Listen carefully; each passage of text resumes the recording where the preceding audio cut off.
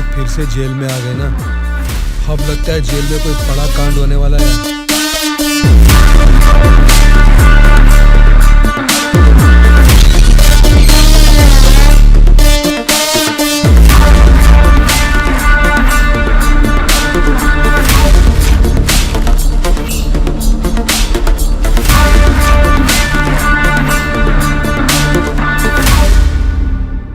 उसे कब मारने का सोचा है? हो सके तो आज ही। आज छोड़ देना, कल विजिटिंग आवर्स है, मुमकिन नहीं होगा। परसों मारने का प्लान बनाओ। ठीक है फिर। लेकिन एक बात अच्छी तरह से समझ लो, दुर्गा को मारने के लिए मैं तुम लोगों को आधे घंटे का टाइम दे सकता हूँ। आधे घंटे में ही काम निपटाना होगा, और अगर नहीं मार सके तो उसे दोबारा मारने का मौका नहीं मिलेगा। जाओ।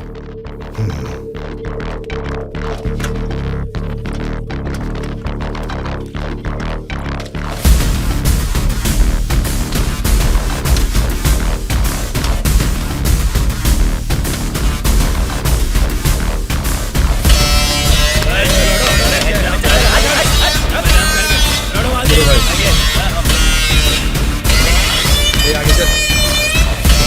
अल्लाह, ये सुना नहीं क्या?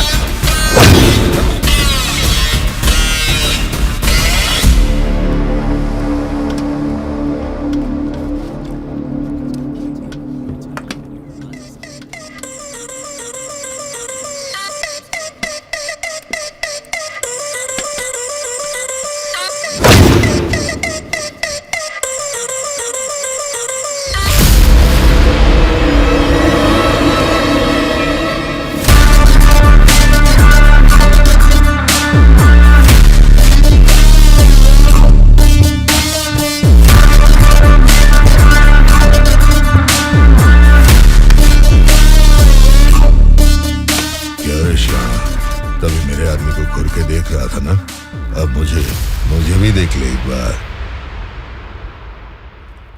ए, बहरा है क्या? आंखें निकाल कर गोटियां खेलूंगा। ए, बोलना। तेरे से बात करे ला रे, समझ में नहीं आता भाई क्या बोल रहा है।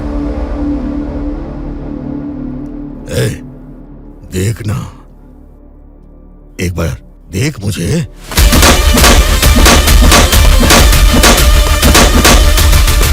मेरे बारे में तुम जानते नहीं हो, सीधे तिहाड़ जेल में फेंक दूंगा।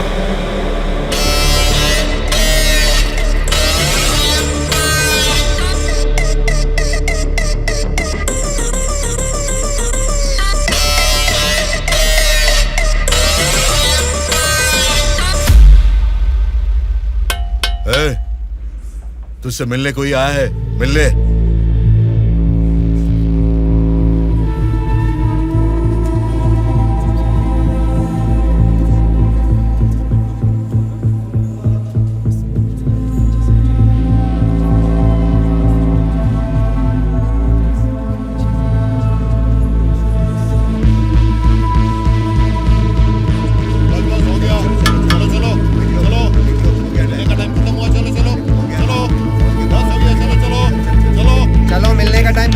चलो निकलो यहाँ से, चलो टाइम हो गया। चल शिवा तू निकल, मैं बाद में ध्यान रख अपना।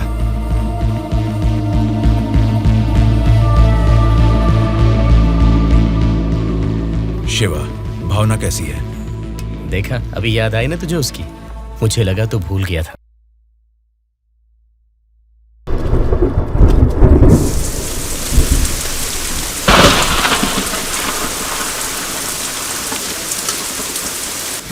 दुर्गा वॉशिंग एरिया में है, बिना गड़बड़ किए उसे टपका देना।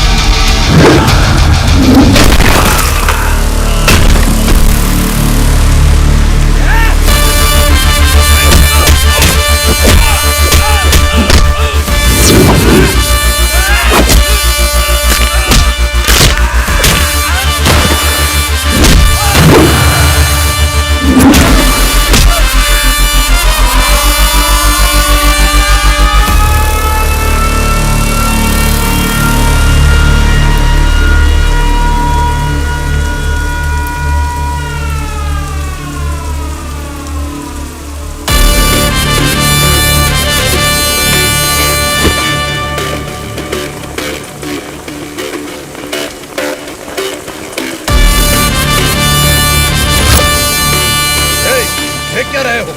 इनको इनके सेल में डाल दो।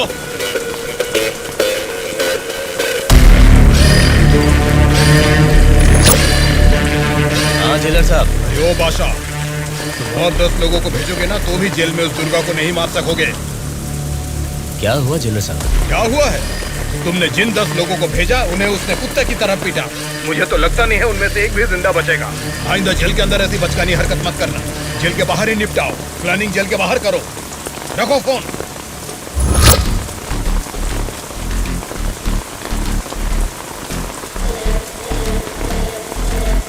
आपने जो यकीन मेरे ऊपर किया था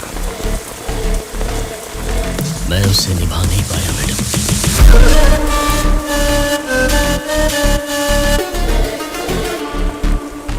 आप ये गन लीजिए मैडम। इस गन से मुझे अभी इसी वक्त यहीं पे मार दीजिए, नहीं तो मुझे एक और मौका दीजिए। मैं खुद जेल में जाकर उस दुर्गा को मारूंगा।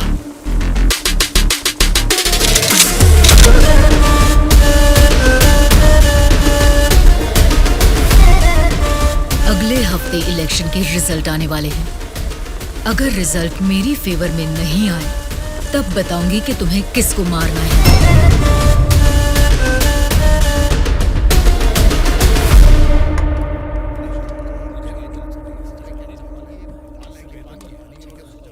मेरा नाम दुर्गा है। सूर्या। कल मुझे बचाने के लिए थैंक्स।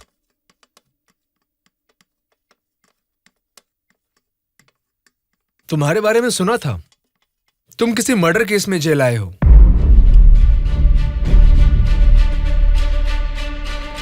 सूर्या, अगर तुम मेरे साथ काम करना चाहते हो तो कहो, मैं तुम्हें इस जेल से बाहर निकाल सकता हूं और तुम्हारे ऊपर जितने केसेस हैं वो सब मिटा सकता हूं। वो कैसे? मेरी सरकार में अच्छी जान पहचान है। अगर तुम हमारे साथ काम करना चाहते हो तो कहो, हमारी पार्टी सत्ता में आते ही तुम्हारे ऊपर से सारे केसेस हटवा दूंगा। तुम सच में मेरे ऊपर से वो केस निकलवा दोगे तो मैं तुम्हारे साथ मिलकर कुछ भी करने के लिए रेडी हूं। तो आज से हम दोनों फ्रेंड्स। हाँ।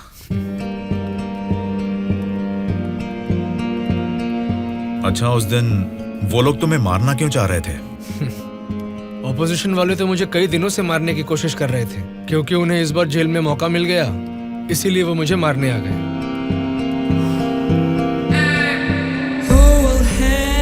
अगर उस दिन वो लोग तुम्हें मार देते तो?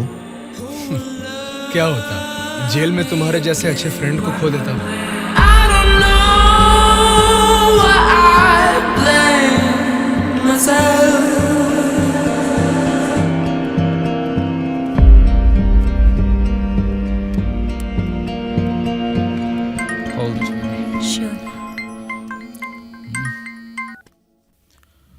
हेलो।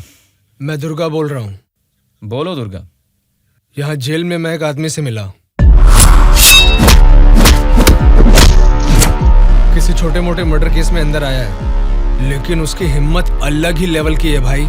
वो तो ठीक है, लेकिन क्या वो हमारे काम आएगा? बेशक वो हमारे काम आएगा भाई। ठीक है, इस बार इलेक्शन रिजल्ट्स अगर हमारे फेवर में नहीं आए तो तुम्हें बाहर आना पड़ेगा। ठीक है भाई। तब मैं मामा से बात करके तुम्हारे साथ उसको भी बाहर लाने का प्लान करूंगा।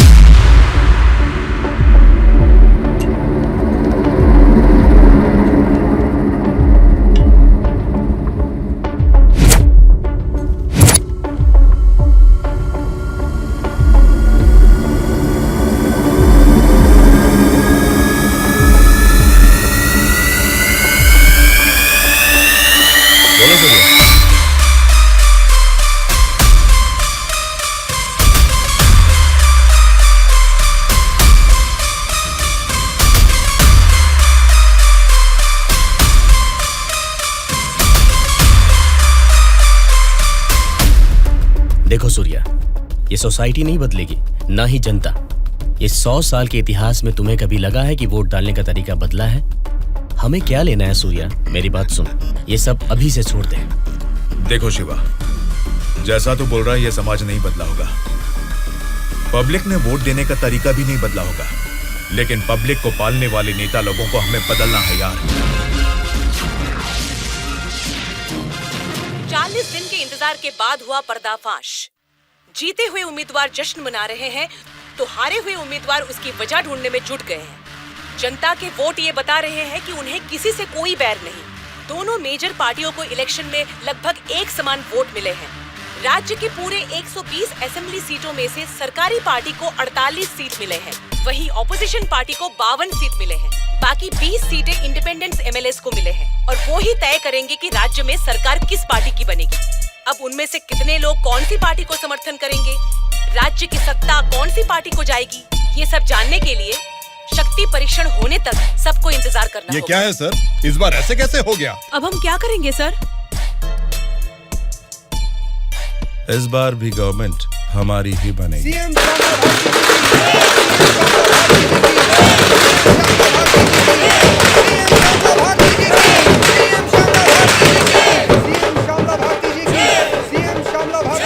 मैडम, इस बार सरकारी पार्टी से आपकी पार्टी लीड में है, इस बार में आपका क्या कहना है?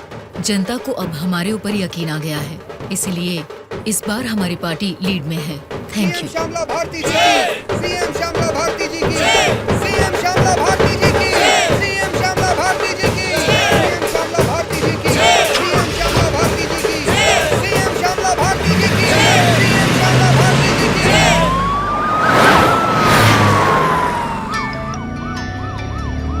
मैडम, सीएम राम मोहन राव जी का फोन आया है। बोलिए एक्स सीएम राम मोहन राव जी, कैसे लगे आपको इस बार के इलेक्शन के नतीजे? इस बार 4 सीट आपको ज्यादा मिली है, ऐसा सोचकर ये मत समझिए कि जीत आपकी हुई है। मिस श्यामला भारती जी, आपको सरकार बनाने के लिए आपकी पार्टी का और 10 एमएलए की जरूरत है। अगर 10 एमएलए को खरीद लिया तो भी 10 दिन के अंदर शक्ति परीक्षण के लिए उनका वहाँ होना बहुत जरूरी है। तो जाहिर है कि आपकी पार्टी को मेरी पार्टी से भले 4 सीटें ज्यादा आई है या मेरी पार्टी को 4 सीटें कम आई है, तो भी आखिर में असेंबली में आपकी जगह हमेशा की तरह विपक्ष में ही रहेगी। ये बात मत भूलिएगा मिस श्यामला भारती जी। ठीक है राम मोहन राव जी, इस बार संसद में हम विपक्ष में रहेंगे या आप विपक्ष में रहेंगे, देखते हैं। Good luck.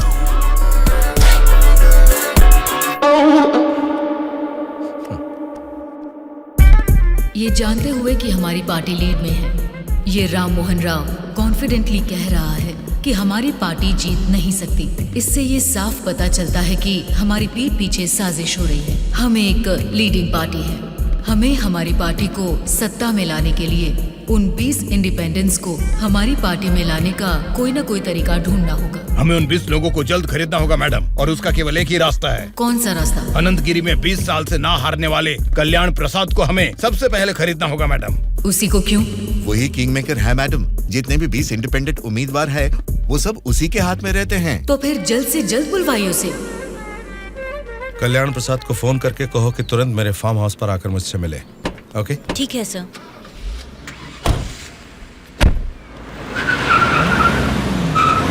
लगता है सब लोग आ गए हैं।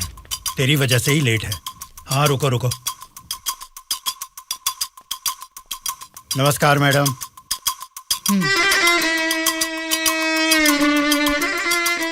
मैडम डायरेक्टली पॉइंट पर बात करेंगे, इससे दोनों का टाइम बचेगा। मैं भी सीधे पॉइंट पर आकर बात करूंगी। आपके 20 एमएलए को हमारी पार्टी को समर्थन देना होगा। इसके लिए आपके एक एक एमएलए की कीमत बताइए। एक एक एमएलए ने अपने मतदान क्षेत्र में जीतने के लिए तकरीबन 50 करोड़ रुपए खर्च किए हैं। एक एक एमएलए को 100 करोड़ दे दीजिए। क्या मतलब? एक एक एमएलए को 100 करोड़? मतलब इसके हिसाब से 20 एमएलए को 2000 करोड़। हाँ मैडम। इतना क्यों? मार्केट में आजकल रेट बहुत बढ़ गए मैडम। एक जमाने में खाना पकाने का तेल 100 रुपए लीटर मिलता था और अब 230 रुपए हो गया है। फिर भी लोग खरीद रहे हैं ना। वैसे जनता के बारे में हम कुछ सोच रहे हैं क्या? नहीं ना। इसीलिए जैसे चीजों के दाम बढ़ गए हैं, वोटर्स ने भी अपने रेट बढ़ा दिए हैं मैडम। एक टाइम पे 1000 रुपए में मिलने वाले वोट अब 5000 में मिलते हैं। यहाँ कोई भी कैंडिडेट को देख के वोट नहीं डालता मैडम, वो वोट डालता है कैश देखकर ही। मतलब आपके एमएलए को हमारी पार्टी को समर्थन देना है तो आपको 2000 करोड़ देने होंगे। सही कहा? 2000 करोड़ नहीं मैडम। तो फिर? 2500 करोड़। मतलब 2500 करोड़ रुपए। यस। वो 500 करोड़ किसके लिए? वो मेरा कमीशन है मैडम। आपका कमीशन 500 करोड़ है? जी मैडम। मैं आपको कोई प्याज टमाटर थोड़ी ना बेच रहा हूँ। इस राज्य की सत्ता 5 साल के लिए दे रहा हूँ आपको। इसके बदले में एक छोटी सी 500 करोड़ की रकम कमीशन लेने में कोई गलती नहीं है मैडम।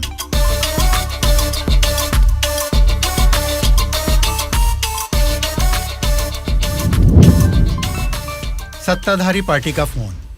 अगर मेरा प्रपोजल आपको जमता है तो फोन काट दूंगा, और नहीं तो इस बार फिर से उन्हीं की सरकार बनेगी। सोच लीजिए। सर, कल्याण प्रसाद जी मेरा कॉल कट कर रहे हैं सर। फिर से ट्राई करो। Okay sir.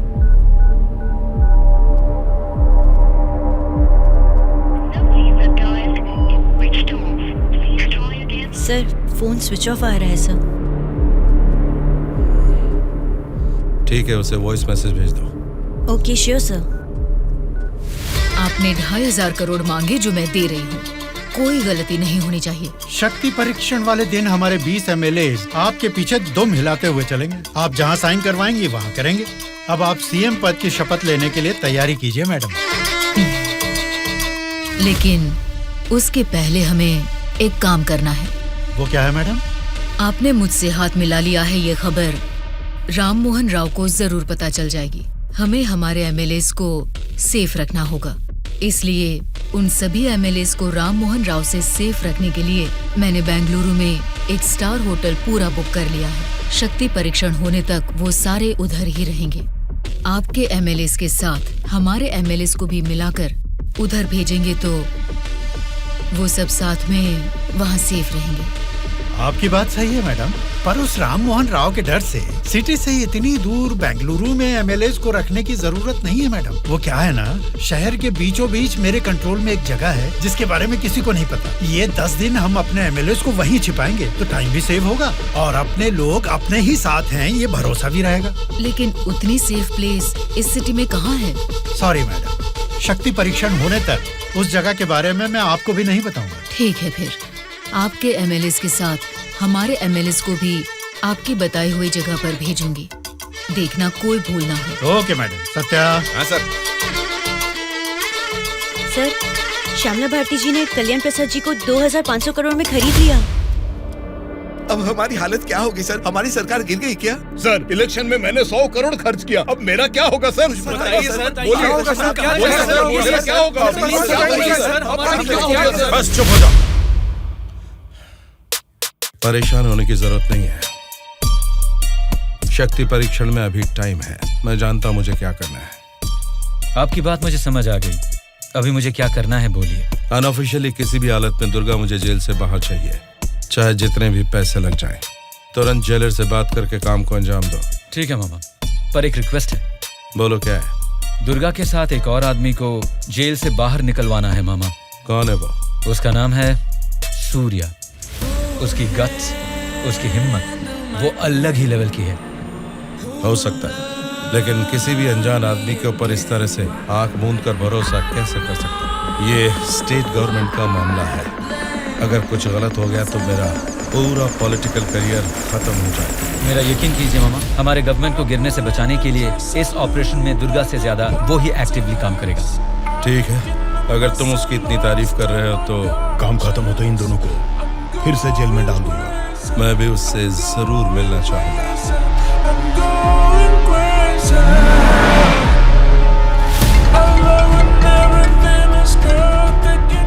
हेलो मैडम, मुझे आपको एक इन्फॉर्मेशन देनी है। हाँ बोलिए।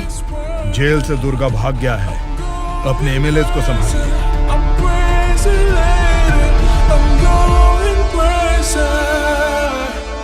इनको अभी छोड़ के आपने वो पार्टी को इन्फॉर्मेशन क्यों दे दिया सर? वो लोग आपस में लड़के मरेंगे तो ही ना हम जैसे लोग सेफ रहेंगे।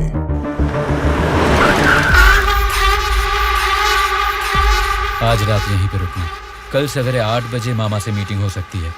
कॉल आते ही यहाँ से निकल जाना। मैडम, कल रात ही मैंने अपने सभी लोगों को सेफ जगह पर शिफ्ट किया है और यहाँ वो सारे लोग बहुत ही एंजॉय कर रहे हैं। वो ठीक है, पहले मेरी बात सुनिए। बोलिए मैडम। सरकारी पार्टी वाले जेल से उस दुर्गा को बाहर लेकर आए हैं, ये इन्फॉर्मेशन आई है। मैं नहीं जानती तुम क्या करोगे। हाँ? लेकिन हमारे सभी एमएलए सेफ रहने चाहिए। मैडम, दुर्गा जैसे 10 लोग भी जेल से बाहर आ जाए ना, तो भी हमारे एमएलए कहाँ है पता लगाना मुश्किल है। फिर भी सामने वाली पार्टी प्लान कर रही है तो इसका मतलब हमें संभल के रहना है। आप टेंशन मत लीजिए, शक्ति परीक्षण होने तक उनको ही नहीं, आपको भी आपके एमएलए कहाँ है पता नहीं चलेगा। ऐसा प्लान किया है। ठीक है, जो भी करो संभाल कर। इलेक्शन रिजल्ट के बारे में इस बार भी मेरा अंदाजा गलत निकला। लगता है सत्ता हाथ से जाने वाली है। तुम दोनों को क्या करना है ये तुम सोचो, चाहे जितने पैसे खर्च हो जाएं। लेकिन उस श्यामला ने जिन 20 इंडिपेंडेंट एमएलएस को खरीदा है वो किसी भी तरह मुझे चाहिए। तुम लोगों का क्या प्लान है? बताओ क्या करोगे? उन सबको किडनैप करेंगे सर। किडनैप? हाँ सर। 20 एमएलएस को किडनैप करना तुम्हें स्कूल के बच्चों को किडनैप करने के जैसा लग रहा है क्या? 20 एमएलएस नहीं सर, ऑपोजिशन एमआईयू को मिलाकर पूरे 72 एमएलएस हैं सर। क्या 72 लोग? आपकी पार्टी से जीते हुए 48 एमएलएस के साथ पूरे 120 एमएलएस को आपके बेंगलुरु वाले फार्म हाउस में बिना बंदी बनाए इस बार आप सीएम नहीं बन सकते हैं सर। ऑपोजिशन एमएलएस तक तो ठीक है, लेकिन हमारे एमएलएस क्यों? वो तो हमारे ही लोग हैं ना। राजनीति में सब कुछ हो सकता है सर, सब कुछ जायज है। सत्ता का पलड़ा जिस तरफ है वो उस तरफ चले जाएंगे। यहां जीतने से ज्यादा सत्ता जरूरी है सर। अभी की सिचुएशन में अपने एमएलएस को हमें ही बचाना है सर, इसलिए हमें उनके साथ हमारे एमएलएस को भी बंदी बनाना ही होगा सर। तुम्हारा प्लान सुनने में तो ठीक ही लग रहा है, लेकिन ऑपोजिशन एमएलएस को किडनैप कैसे करोगे?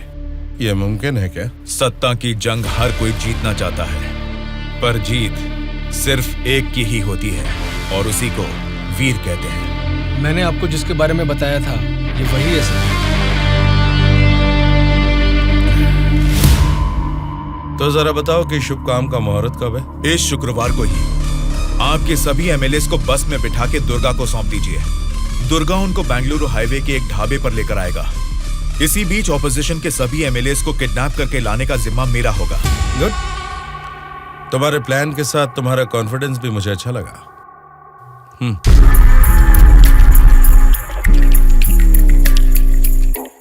इस बैग में 2 करोड़ है, इसे सिर्फ एडवांस ही समझो।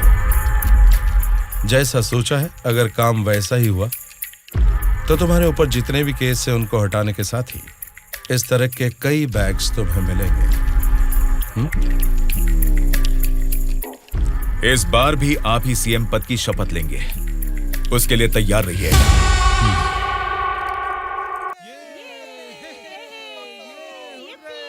कल्याण प्रसाद के फोन का लास्ट कॉल लोकेशन कल रात 11 बजे का गुलजार हाउस में दिखा रहा था। तभी से लेके अब तक वो किसी के टच में नहीं है।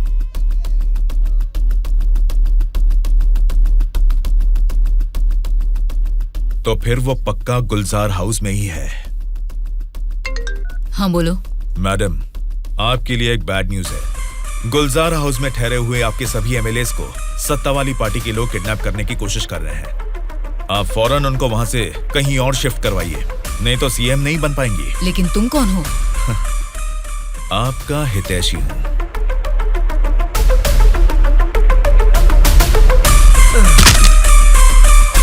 चलिए बैठिए आप लोग अंदर।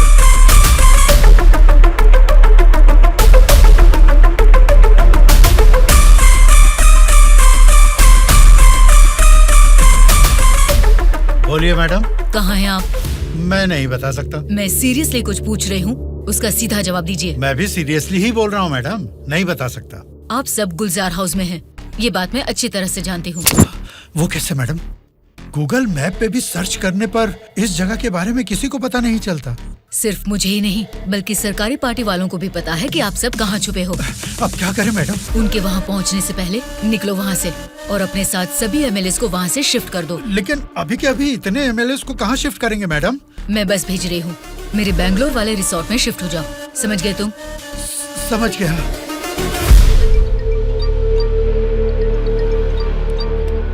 जी मैडम। बादशाह, तुम्हें मेरा एक काम करना होगा। बोलिए मैडम। हमारे सभी एमएलएस को हम अर्जेंटली एक बस से बैंगलोर रिसोर्ट में शिफ्ट कर रहे हैं। हमारी बस सेफली बैंगलोर पहुंचे तब तक तुम्हें उसे फॉलो करना है। ठीक है मैडम। तुरंत अपने आदमियों के साथ बैंगलोर हाईवे पर वेट करो। Okay madam.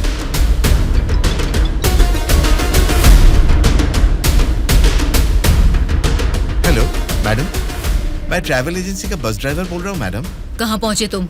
मैं बिल्कुल सही लोकेशन में पहुँच गया हूँ मैडम। ठीक है, हमारे लोग वहाँ आएंगे, वेट करो। ठीक है मैडम।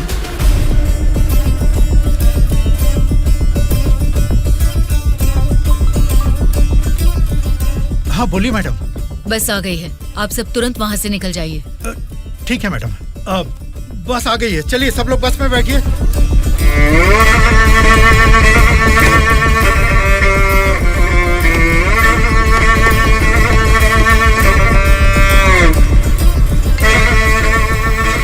मैडम, सब लोग बस पे चढ़ गए मैडम। अभी निकल सकते हैं क्या मैडम? Okay madam. बोलो सूर्या। दुर्गा, हमारा प्लान सक्सेस हुआ। अब सभी एमएलएस मेरे कब्जे में हैं। तुम हाईवे के ढाबे पे वेट करो, मैं भी पहुंचता हूँ। ओके। क्या रे, कुछ पता? बोली मैडम। बस निकल गई है और थोड़ी ही देर में बैंगलोर हाईवे एंटर करेगी। अगर कोई भी हमारी बस को फॉलो करता हुआ दिखे तो उसे वहीं मार देना।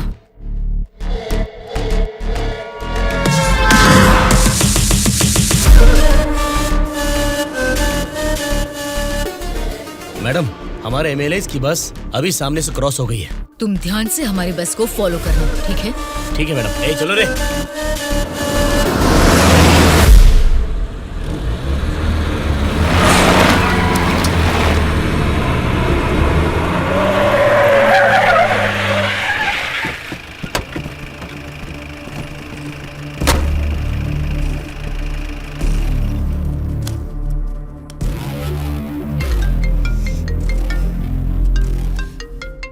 बोलो बादशाह। हाँ मैडम, अभी हमारी बस हाईवे के बाजू में एक ढाबा के पास रुकी हुई है।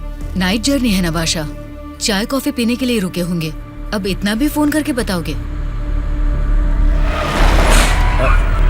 Madam madam. अब क्या हुआ बादशाह? हमारे बस के पीछे ही एक और बस आके रुकी है। और एक बस? हाँ मैडम, देखने में तो सरकारी पार्टी की एमएलए की बस लग रही है। क्या सरकारी पार्टी के एमएलए की बस? हाँ मैडम, पक्का उन्हीं लोगों की बस है मैडम। सच में? लेकिन उनकी बस वहाँ क्यों आई है?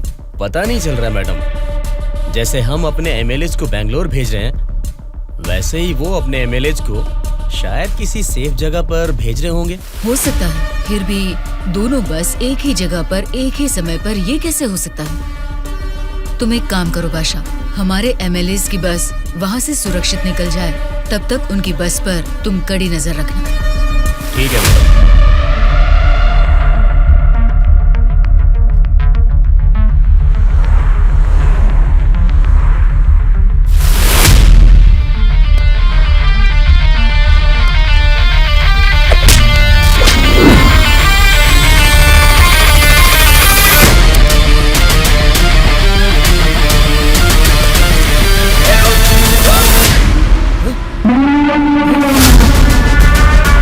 मैडम। बोलो बादशाह। हमारे बस ड्राइवर ने सरकारी पार्टी के बस ड्राइवर दुर्गा को मार के उनकी बस को भी हमारे बस ड्राइवर ही ड्राइव करके ले जा रहे हैं मैडम। व्हाट? उनकी बस को हमारे ड्राइवर क्यों ले गए हैं? मुझे भी कुछ समझ में नहीं आ रहा मैडम। ठीक है, मैं अपने ड्राइवर को फोन करके पता लगा लूंगी। पहले तुम हमारी बस को फॉलो करो। Okay madam. Hello madam. Anwar, क्या कर रहे हो तुम लोग? कुछ लोग आके मुझे मार के हमारी बस को लेके गए मैडम। बोली मैडम। बादशाह, वो लोग अपने ड्राइवर नहीं हैं, कोई क्रिमिनल्स हैं। उनका पीछा करो। Stop them right now. ठीक है मैडम।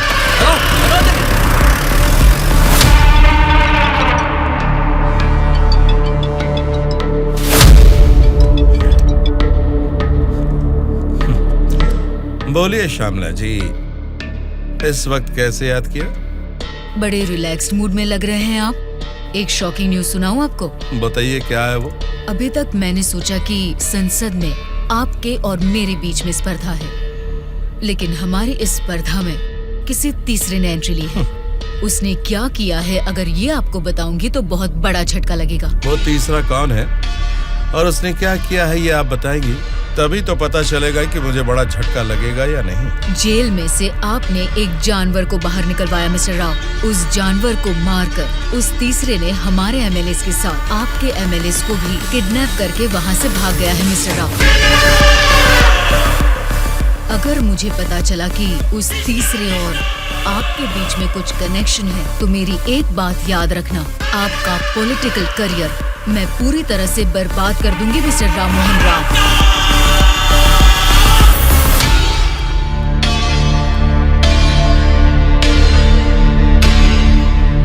क्या हुआ मामा?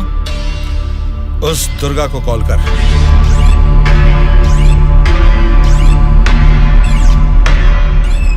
वो फोन नहीं उठा रहा है। उसके फ्रेंड को कॉल कर।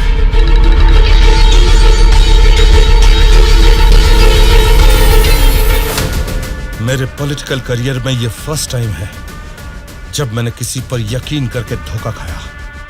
बोल, कौन है रे तू? बोला था ना, ये सत्ता की जंग हर कोई जीतना चाहता है, लेकिन किसी एक को ही जीत मिलती है, उसी को वीर कहते हैं। अब वो जंग शुरू हो चुकी है। वीर कौन है और वो जंग किस मकसद से कर रहा है, आगे आगे तुमको सब समझ में आएगा। तब तक के लिए wait and C.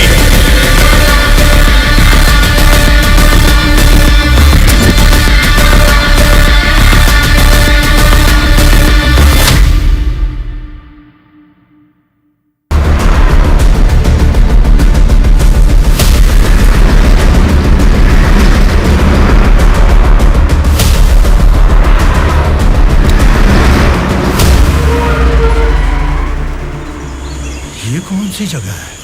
Bengaluru resort बोले थे, गलती से किसी और रूट में तो नहीं आ गए? घना जंगल लग रहा है ये तो।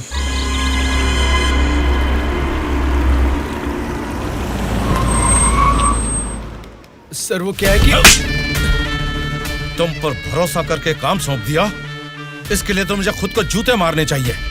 अपना ये चेहरा फिर मुझे कभी मत दिखाना। पता नहीं कहां से एक अनजान आदमी को लाकर मेरे सर पर बैठा दिया। अब देखो उसने क्या किया है। सॉरी मामा। मर जाओ जाकर। उस डीजीपी को फोन करके फार्म हाउस में आने के लिए कहो। ओके मामा। क्या रे, हमारी पार्टी ज्वाइन करने के लिए इस जंगल में आ गए तुम लोग? अरे जब लीड में हम हैं तो तुम्हारी पार्टी में आने की नौबत क्यों आएगी हमें? लीड में हम हैं बोलकर तुम सब लोग हमारी पार्टी में आ गए। देख लो, कुछ अकल है कि नहीं? वाली लीड नहीं, जीतने वाली भी अपनी ही पार्टी है। रुक जाओ, क्या है ये? इतना शोर कर रहे हो? आपस में लड़के कुछ नहीं मिलने वाला। हमें कुछ भी बोलिए, लेकिन हमारी पार्टी को कुछ मत बोलना, समझ गए? जरा सामने आओ और अपनी पार्टी की ताकत दिखाओ।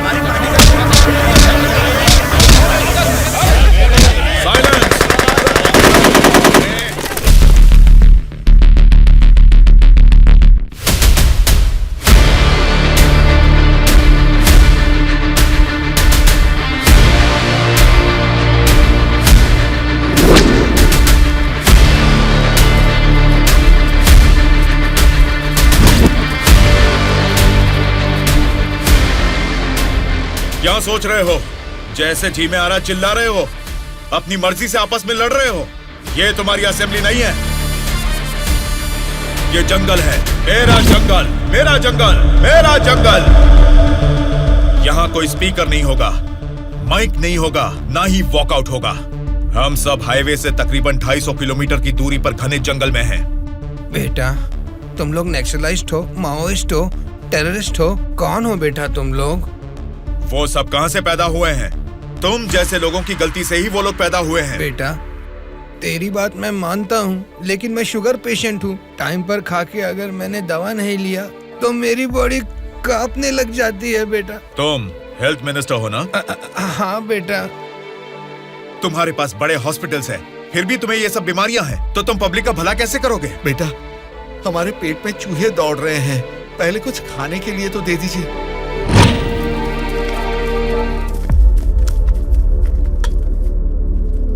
ये क्या खाना है? ये तो जेल के खाने से भी बदतर है। क्यों रे? तेरी राशन की दुकान में यही चावल तो बिकता है, फिर वो लोग कैसे खाते होंगे, कभी सोचा है?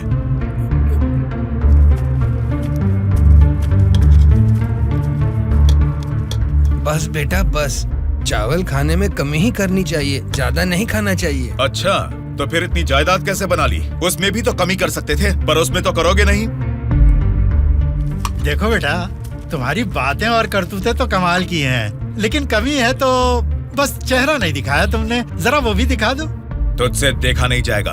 बाप रे, इतना डरावना है तुम्हारा चेहरा? तो फिर देखो। हाँ तो फिर दिखाओ ना।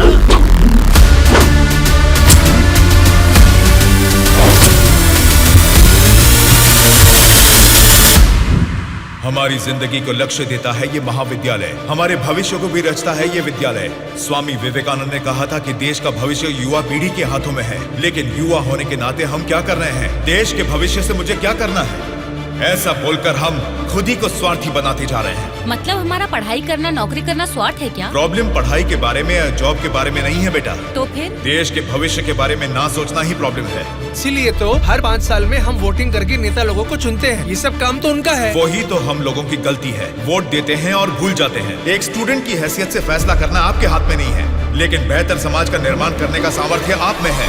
उन लोगों को खड़ा करके पूछने का हक भी आपको है। जब आप लोग ऐसा करेंगे, तब स्वामी विवेकानंद की बात सच होगी कि देश का भविष्य युवाओं के हाथों में है। जाल खरीदने के लिए पैसे देंगे, नाव खरीदने के लिए लोन देंगे। तुमसे यही वादा इलेक्शन से पहले किया गया था ना, लेकिन अब सत्ता में आकर 4 साल होने के बाद भी एक भी वादा पूरा नहीं किया। इसको आप कब तक सहेंगे और कितने दिन भुगतेंगे? इन एमएलएस को जीतने दीजिए और सवाल कीजिए।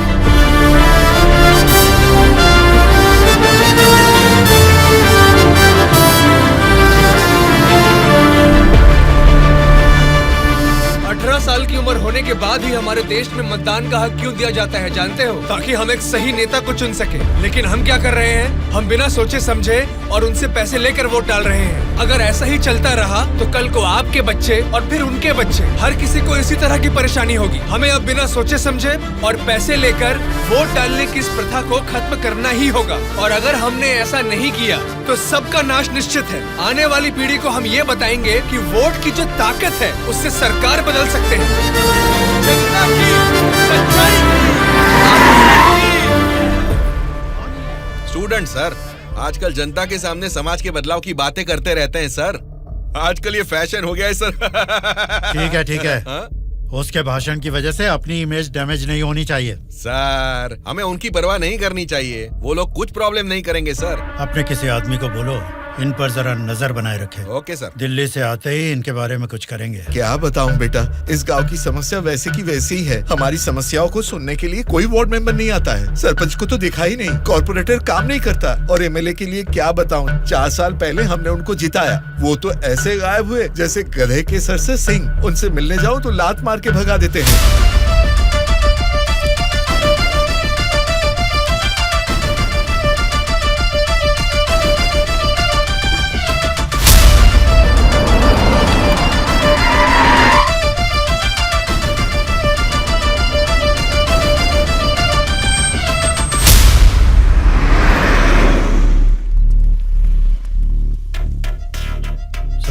हाँ सर। हम बगल वाली स्टेट में गए थे ना? हाँ सर।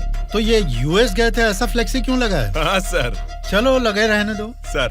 फोटो अच्छी है। लगाया किसने इसको? और कौन सर, वो स्टूडेंट्स ही हैं।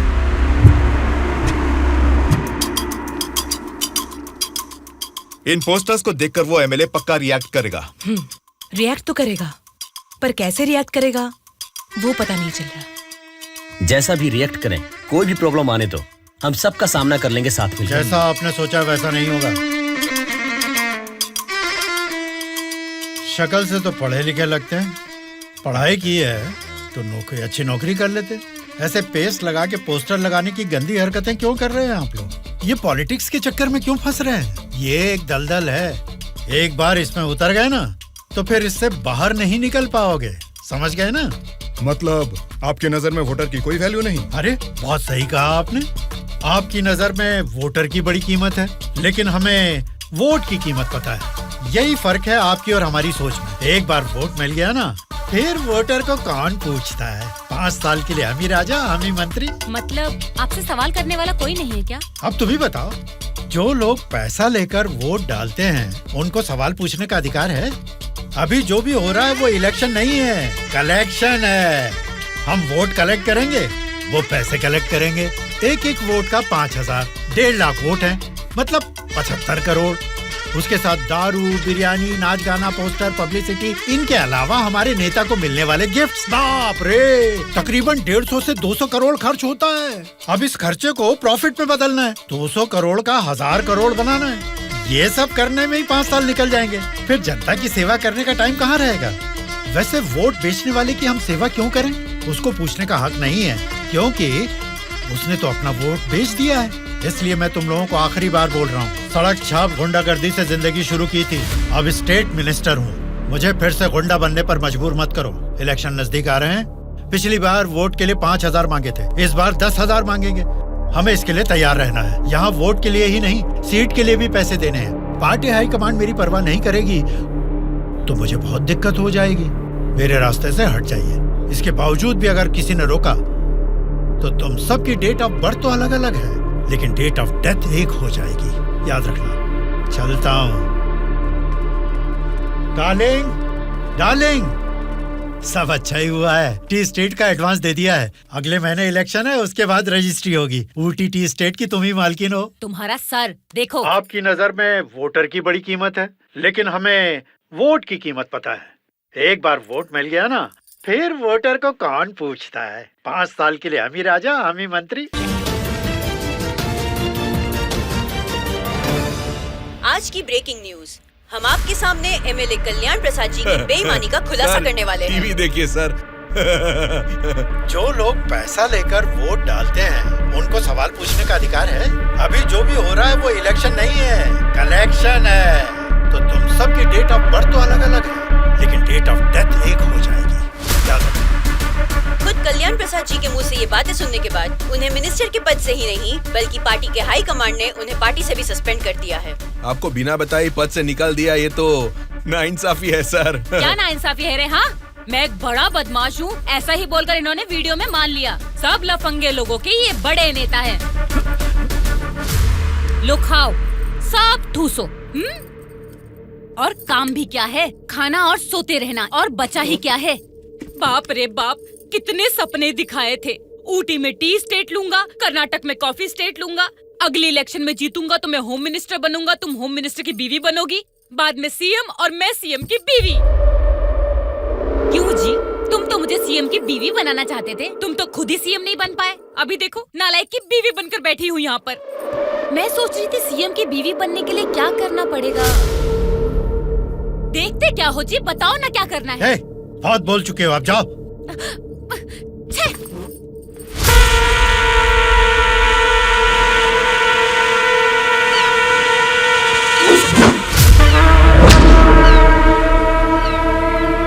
अरे क्या कर रहा है?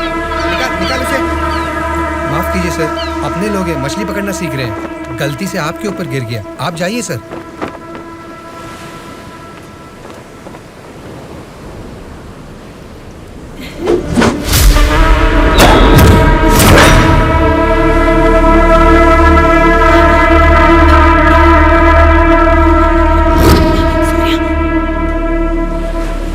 सॉरी सर, मछली पकड़ते समय समुंदर में सब मछलियां तो नहीं पकड़ सकते ना सर।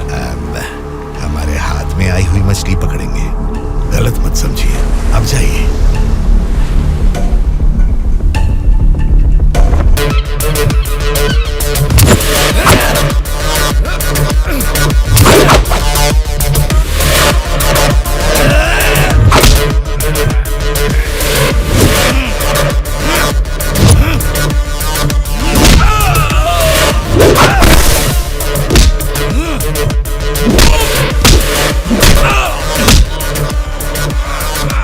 बता, किसने तुम सबको भेजा है? बता, जल्दी बता।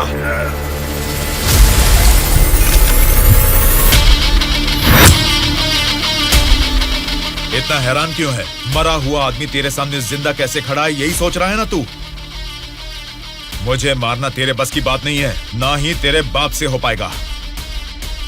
वोट देना हर एक का हक है, उसे पैसे देकर मत खरीदो। एमएलए एक रिप्रेजेंटेटिव होता है जो लोगों की समस्याओं को सरकार के पास लेकर जाता है, बल्कि ये नहीं कि वो उस क्षेत्र का राजा बनकर बैठे। जस्ट एक कर्मचारी है। तुम सब कुछ भूल गए हो, इसलिए याद दिलाने के लिए पोस्टर्स लगाए, लेकिन तुम तो समझ ही नहीं पाए। अब तक तो तुम्हें ही बदलने के बारे में सोचा था, इस चुनाव क्षेत्र के एमएलए को बदलने के बारे में नहीं। लेकिन अब बदलूंगा। अगले इलेक्शन में चुनाव के लिए रेडी हो जाओ। अब की बार कलेक्शन नहीं, इलेक्शन होगा।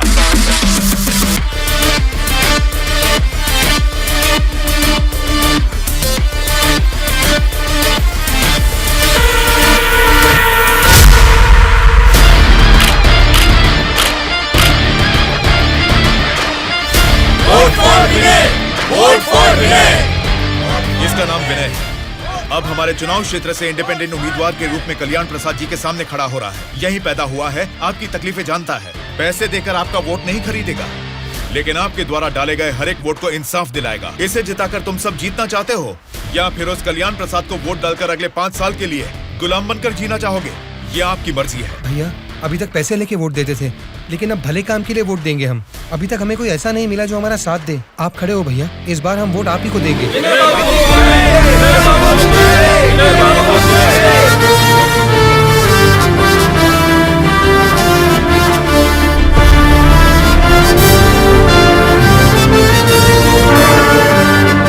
ऐसा क्या? यहाँ आप लोग बैठकर ताश खेल रहे हैं और वहाँ आपके सामने दूसरा लीडर खड़ा हो रहा है। देखो, पैसे लेकर वोट डालने वाली जनता के रहते हैं, इनकी परवाह नहीं करनी है। आपका बोया हुआ पेड़ आपको ही छांव देगा, आपका डाला हुआ वोट भविष्य का फैसला करेगा। अब किसे वोट देना है ये आप ही तय कीजिए।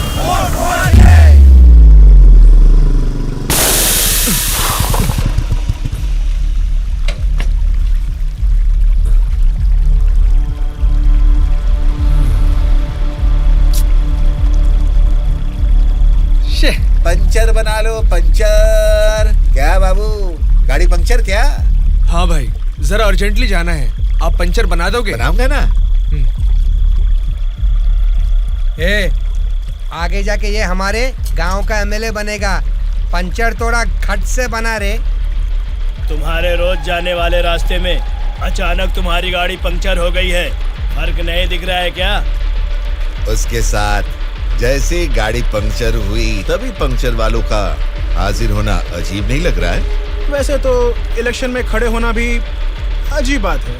आप तो एमएलए बन जाएंगे, असेंबली में चले जाएंगे, अपन तो इधर ही रह जाएगा ना।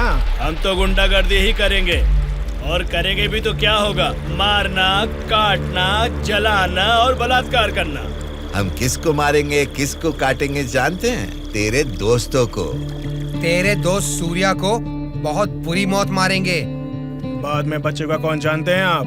आपके साथ घूमती है ना वो गोरी गोरी लड़कियां, जैसे चाहे मजे करेंगे, अय्याशी करके मुंबई रेड लाइट एरिया में जाके बेच देंगे उनको। सोच लेना। चलो रे। आप सबको कुछ बताना चाहता हूँ, लेकिन आप लोग गुस्सा मत होना। तो फिर तुम वो बात ही क्यों कर रहे हो जिससे गुस्सा है? अरे वो बात नहीं है। अरे तो अब बता भी दो ना। मैं ये इलेक्शन नहीं लड़ूंगा। What? ए, सच सच बताओ, क्या तुम्हें किसी ने डराया? ऐसा कुछ नहीं है, मैं ये इलेक्शन नहीं लड़ूंगा बस। ए, तेरी आंखों में मुझे डर दिख रहा है। क्या बात है, बोल। हाँ यार, मैं डर रहा हूँ, तो अब क्या करूँ? अगर जान का डर था तो इस इलेक्शन में खड़ा होने के लिए तैयार क्यों हुआ? कल ही नॉमिनेशन की लास्ट डेट है। कल 3 बजे एमआरओ ऑफिस के पास हम सब तेरा वेट करेंगे। तू कल आ रहा है और नॉमिनेशन भी डालेगा। उल्टा सीधा बोलेगा तो इन सब के बारे में तो नहीं जानता, लेकिन मैं तुझे मारकर समुंदर में फेंक दूंगा। याद रखना, कल शाम को 3 बजे एमआरओ ऑफिस। ए चलो रे। कल हम तेरे लिए वेट करेंगे।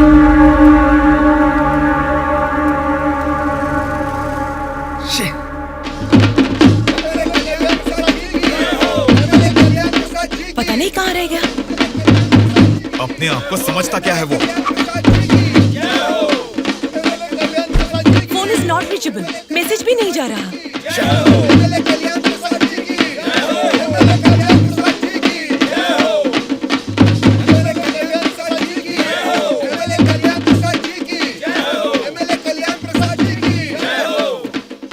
संभाल के रखना, बात के कार्यक्रम में काम आएंगे। नमस्कार वोटर महाराज, आपके अनमोल वोट आप मुझे ही देंगे। देंगे ना? आप ही देंगे। अच्छा मुहूर्त निकलने से पहले नॉमिनेशन करके आता हूँ। नमस्ते।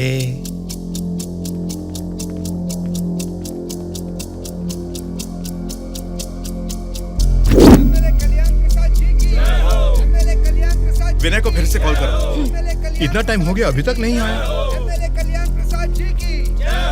छोटे भाई, आपका कैंडिडेट अभी तक नहीं आया ना? राहु काल शुरू हो चुका है।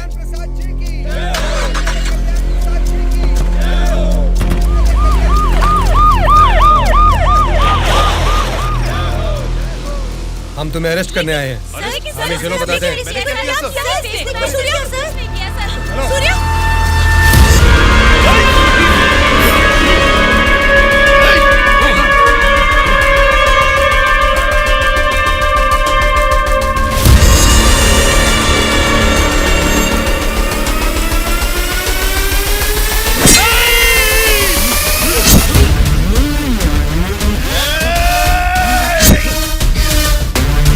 क्या हो रहा है सर? फायर रख अपना।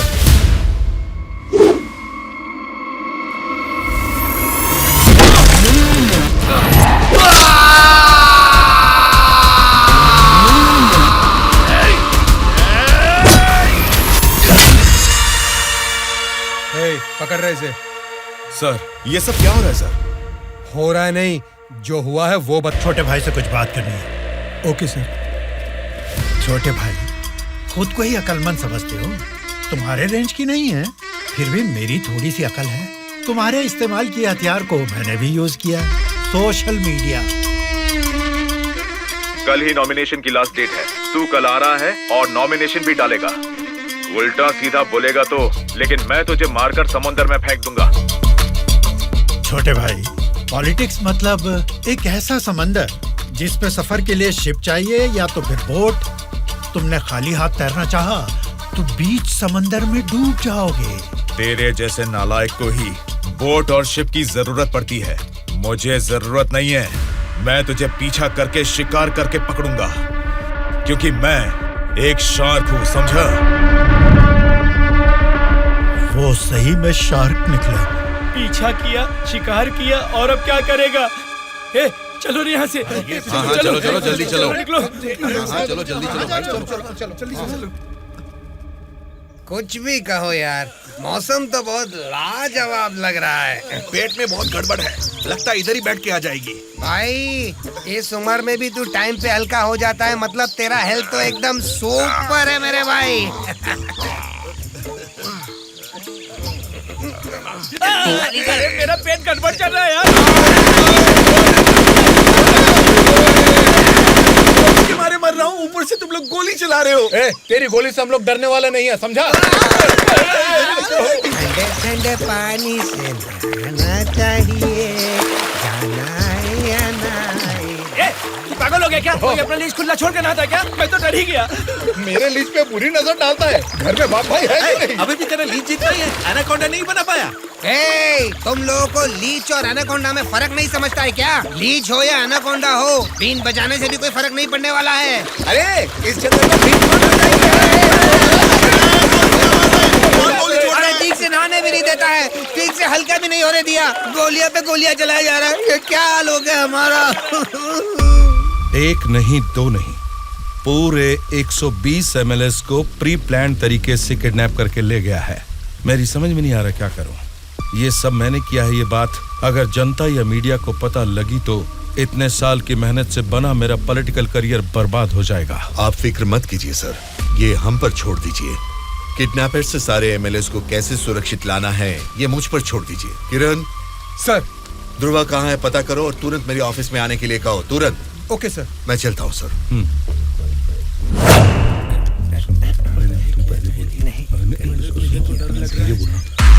मुझे तो डर लग रहा है। तुम ही बोलो बेटा। क्या है? आपके बारे में सब कुछ पता चल गया बेटा। सच में नाइंसाफी हुई है। मैं सच बोल रहा हूँ, लेकिन गलती तो उसने की है। फिर हम लोगों को यहाँ लेकर क्यों आए हो बेटा? चाहिए तो उसको अकेले रख लो और हम लोगों को छोड़ दो बेटा। ठीक है, तुम लोग कह रहे हो तो मैं तुम्हें छोड़ दूंगा। उससे पहले मैं तुम सबसे 3 सवाल पूछूंगा। अगर तुमने सही जवाब दिया तो मैं तुम सबको आज ही छोड़ दूंगा। पहला सवाल, आप में से सनी लियोन को कितने लोग जानते हैं? क्यों नहीं जानते सर, वो तो मेरी पसंदीदा फिल्म स्टार हैं। उसे देखे बिना मुझे नींद ही नहीं आती, समझे? दूसरा सवाल, पूजा हेगड़े को कितने लोग जानते हैं? पूजा हेगड़े का मैं बहुत बड़ा फैन हूँ बेटा। एक चुम्मा, एक चुम्मा, एक चुम्मा।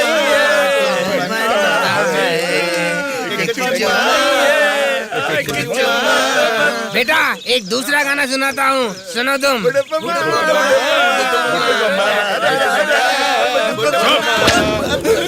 तीसरा सवाल, नारायण स्वामी को कितने लोग जानते हैं?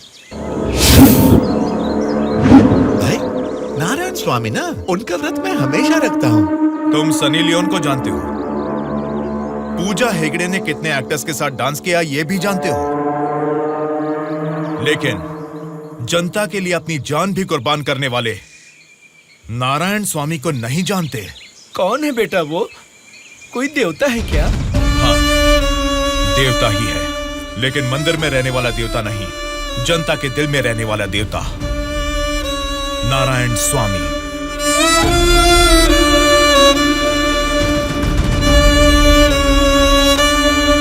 नमस्कार सर।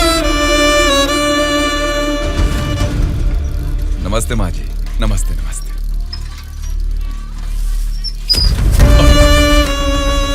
ये क्या किया बहन जी? क्या देख के पता नहीं चल रहा? कचरा है। हाँ वो तो पता चल रहा है, लेकिन कचरे की सही जगह तो कूड़ेदान होती है ना। तो आपने ये कचरा कूड़ेदान में डालने की बजाय यहाँ सड़क पर क्यों फेंक दिया? हमेशा कूड़ेदान में ही डालती हूँ, आज ही जस्ट मिस हो गया। वो अच्छा, अंग्रेजी बोलना जानती हो, लेकिन ये नहीं जानती कि कचरे को कूड़ेदान में डालना चाहिए। ये सब करने से ही बीमारियां फैल रही हैं और इंसान बीमार होते जा रहे हैं। आहा, जरा उधर देखिए, कूड़ेदान में पूरा कचरा भरा हुआ है। उसे निकालने वाला म्युनिसिपैलिटी से कोई भी दिखाई नहीं दे रहा। 1 हफ्ते से बोल रहे हैं कि आएंगे, लेकिन अभी तक कोई नहीं आया। और तुम कह रहे हो कि मेरे कचरा फेंकने से बीमारी आ जाएगी? हाँ? तेरी बात से ना दुनिया बदले, तेरी चीख किसी तक ना पहुँचे, नाराज ना। तेरा बल ही है तेरा साथी, दब के न रहो, विश्वास है तेरी डोले, डर के न रहो, उम्मीदें तेरे दिल में उठ के न रहो, जज्बात है तेरे रग में। Hello, municipality office. कौन बोल रहे हैं? नारायण स्वामी जी है क्या? अरे आपको कैसे पता चला? फोन में कैमरा लगाया हुआ है क्या? वो कुछ नहीं सर, हमारी गवर्नमेंट ऑफिस में जब लैंडलाइन बजती है तो वो आप ही का फोन होता है सर। बोलिए। सौंदर्य कॉलोनी में कूड़ेदान पूरा भर गया है बेटा, सारी कॉलोनी में बदबू फैल रही है, इसे जल्द से जल्द साफ करो। ओ ऐसा क्या? उसे साफ करने का काम हमारा नहीं है, प्राइवेट वालों को कॉन्ट्रैक्ट दिया है। क्या कहा? कचरा उठाने का काम भी प्राइवेट लोगों को दे दिया है? तो फिर आप क्या कर रहे हैं? आप जैसे लोगों के सवालों का जवाब दे रहे हैं नारायण स्वामी। ठीक है, उस कॉन्ट्रैक्टर का नंबर दो। हेलो, कॉन्ट्रैक्टर गंगाधर जी हैं क्या? हाँ बोल। बाथरूम है, वहाँ जाके करो। मैं हमेशा से यहीं पे सुसु करता हूँ। कल से यहाँ पर मत करना। सिर्फ कल ही नहीं करूँगा, परसों भी और आगे भी यहीं पे करता रहूँगा।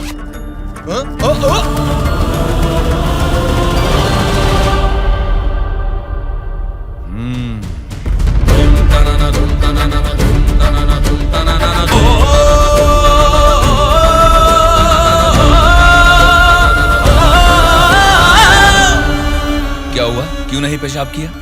तुम अच्छे लड़के हो, इसीलिए नहीं कर पाए। ये एक बीज है। ऐसे क्या देख रहे हो?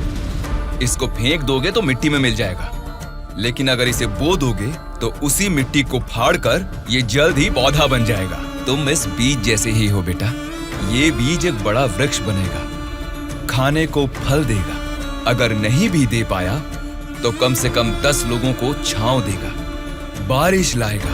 अगर तुम इसे बो दोगे तो ये बीज बड़ा होके तुम्हारे बाद भी तुम्हारा नाम रोशन करेगा।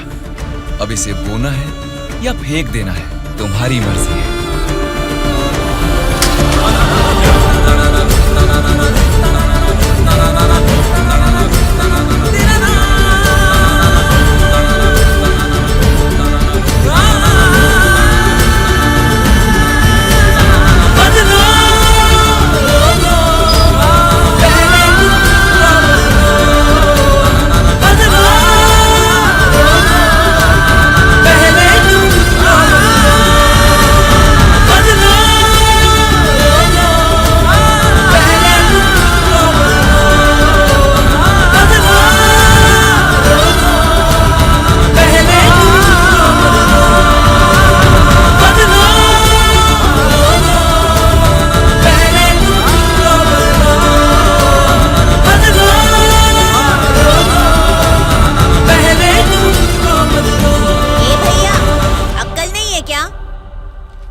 यहाँ इतनी सफाई है, यहाँ सुसु क्यों कर रहा है? वहाँ पब्लिक टॉयलेट है, उधर जाके सुसु करना। अरे वहाँ जाके हल्का होने का 2 रुपए लेते रे, पीने का पानी 1 रुपए रे, और हल्का होने के लिए 2 रुपए कहाँ से लाऊं मैं?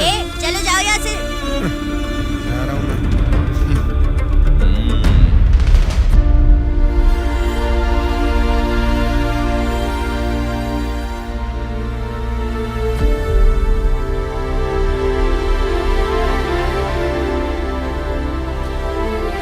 बेटा, राष्ट्रीय झंडे को उल्टा नहीं लगाते, गलत बात।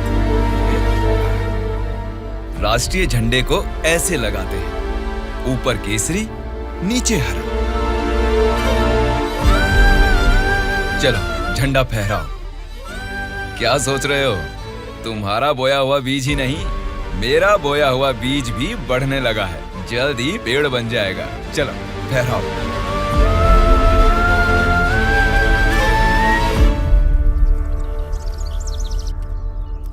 तुम्हारे माँ बाप कौन है?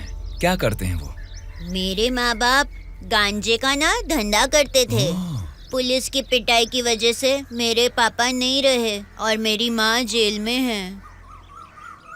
तो मतलब तुम पढ़ते नहीं हो क्या? पहले पढ़ता था, मेरी माँ ने पढ़ाई बंद करवा के बोला कि गांजे के धंधे में लग जाओ, इसलिए उन्होंने मुझे स्कूल से भी निकलवा दिया। अब मैं स्कूल जाके नहीं पढ़ सकता। मैं पढ़ाऊंगा तो पढ़ोगी? हाँ पढ़ूंगा।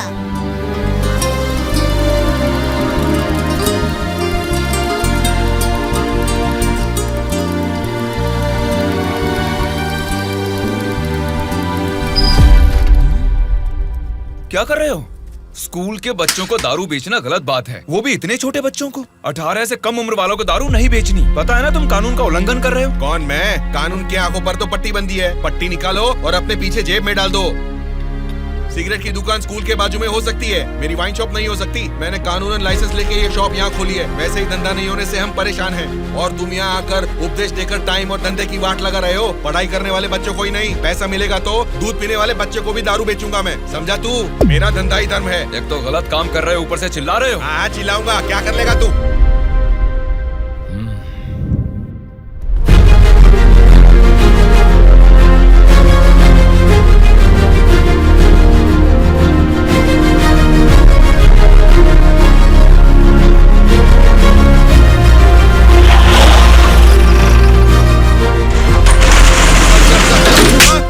इंस्पेक्टर साहब, आप इस पर इस तरह हाथ नहीं उठा सकते। इसको कल आपको कोर्ट में हाजिर करना चाहिए। उसकी दारू की दुकान बंद करा के आपने हमारे लिए अच्छा काम किया है साहब। सच में आप जैसे लोग नेता बनेंगे तो हमारे लिए बहुत अच्छा काम करेंगे साहब।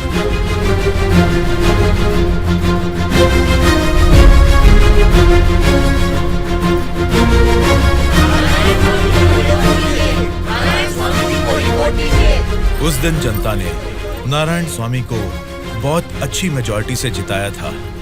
जनता से इतना प्यार पाने के बाद उनके सुख दुख जानने के लिए वो हर एक चौखट पर गए।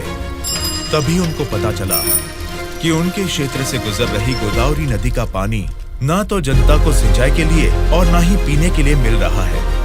उन्होंने इस मामले को लेकर सरकार की नाकामियों के खिलाफ आवाज उठाई।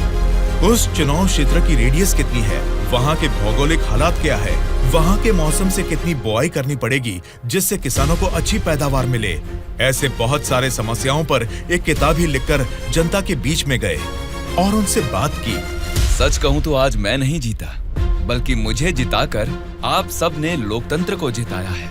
इस बदलाव से देश की राजनीति में एक नई शुरुआत होगी। मेरे हाथ में जो किताब देख रहे हैं, इसमें हमारे चुनाव क्षेत्र की कमियों, आप सभी की जरूरतों और उनको मैं कैसे पूरा कर सकता हूँ, इसमें मैंने ये सब लिखा है। आज से ये हमारे चुनाव क्षेत्र का संविधान है।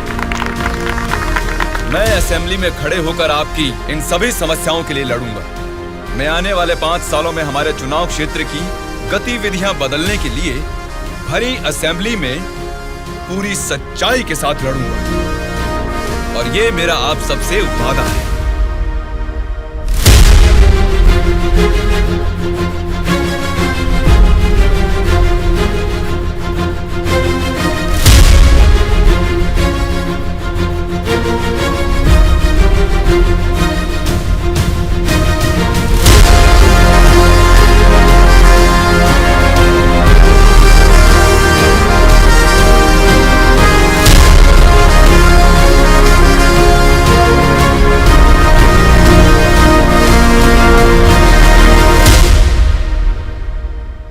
स्पीकर महोदय, ये हमारे चुनाव क्षेत्र की समस्याओं की किताब है।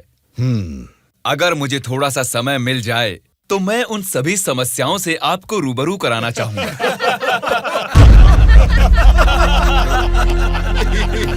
अरे आप लोग हंस क्यों रहे हैं? मैंने कोई कॉमेडी की है क्या? नहीं ना, हंसना बंद कीजिए।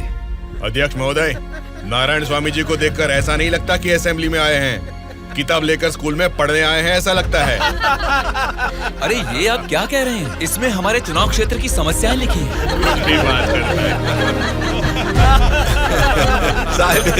स्पीकर महोदय ने साइलेंस बोला, फिर भी हंस रहे हैं। चुप हो जाइए।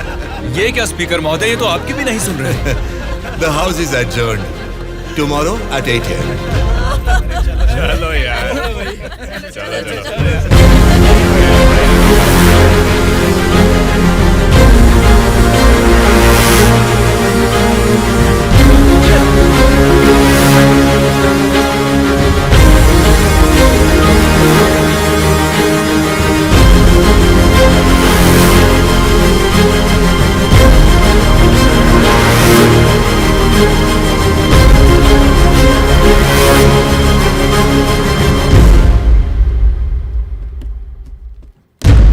भास्कर रेड्डी जी, आज का अधिवेशन आपसे शुरू करते हैं। अध्यक्ष महोदय, पिछले सरकार की भ्रष्टाचार की वजह से पूरे राज्य का सर्वनाश हो गया है सर। क्यों सर्वनाश हुआ है उसकी वजह बता रहा हूँ अध्यक्ष महोदय। प्रचार तो राम राज्य का हो रहा था, लेकिन राज्य में राक्षस राज्य हो गया है अध्यक्ष महोदय, इसलिए इस तरह बात करनी पड़ रही है। ये क्या बोल रहे हो तुम? हमारी सरकार को राक्षस की सरकार बोल रहे हो? मुंह पे जुबान है तो क्या कुछ भी बोलोगे भास्कर रेड्डी? आगे के 5 साल तुम सत्ता में कैसे रहोगे ये मैं भी देखूंगा। तुम क्या देखोगे? मुंह बंद करके बैठो, नहीं तो बैठ जाएंगे। क्या कर लोगे तुम? मैं क्या करूंगा? हमारी मेजोरिटी कितनी है पता है ना? 100 लोग हैं। अगर हम चाहेंगे तो तुम में से एक भी असेंबली को छोड़कर नहीं जा सकता। हाँ, कुरुक्षेत्र में कौरव भी 100 ही थे, याद है ना? लेकिन अंत में क्या हश्र हुआ उनका? हमने भी हाथ में चूड़ियां नहीं पहन रखी। बहुत बोल चुके हो तुम, अब बैठ जाओ। तुम कौन होते हो हमें बिठाने वाले? तेरे सामने ही बोल रहा हूँ, अगर हमें गुस्सा आ गया ना तो असेंबली छोड़ के कोई भी बाहर नहीं जा पाएगा, कह रहा हूँ। क्या कह रहे हो? नहीं जा पाएंगे मतलब मारोगे हमें? दम है तो आ जाना, देखते हैं। ये क्या रे, हम लोग कुछ बोलते नहीं इसलिए सर पे चढ़ गए। तब से तुम ही हमें उकसा रहे हो। हमें उकसाएगा और हम भड़केंगे भी नहीं। हम क्या घूंघट ओढ़ के बैठे हैं? हिम्मत है तो हमको रोक के दिखा। रोज देखना है तो फिर आ जाओ, इधर का इधर ही फैसला कर देते हैं। आ जाओ, आ जाओ, अरे आ जाओ, मैं तो आ जा। बैठ जाइए आप लोग, बैठ जाइए, शांति रखिए। भास्कर रेड्डी जी, मैंने साइलेंस बोला ना, कंट्रोल रखिए। साइलेंस, साइलेंस, आप सब लोग बैठ जाइए। Silence, silence. 1 घंटे के लिए सभा को स्थगित करता हूँ। भद्राचलम चुनाव क्षेत्र के एमएलए नारायण जी को मैं बात करने के लिए अनुमति देता हूँ। महोदय, आज इस सभा में मैं इन सभी के सामने एक बात बोलना चाहता हूँ। प्रोसीड। महोदय, यहाँ बैठे सभी लोग जनता के प्रतिनिधि हैं। जनता ने वोट दी इसीलिए ये जीते। वोट देने वाली उस जनता के बारे में कोई बात ना करके इस सभा में एक दूसरे को कोसना, झगड़ा करना अच्छी बात नहीं है साहब। देखा जाए तो ये बेशर्मी है। अध्यक्ष महोदय, नारायण स्वामी जी अपनी मर्यादा का उल्लंघन कर रहे हैं। जनता ने आंख बंद करके वोट डालकर हमें नहीं चुना है। अध्यक्ष महोदय, इनकी मजाल तो देखिए, हमें बेशर्म बोलता है। इस बात के ऊपर तो नारायण स्वामी जी को तुरंत हमसे यहाँ क्षमा मांगनी चाहिए, अभी के अभी।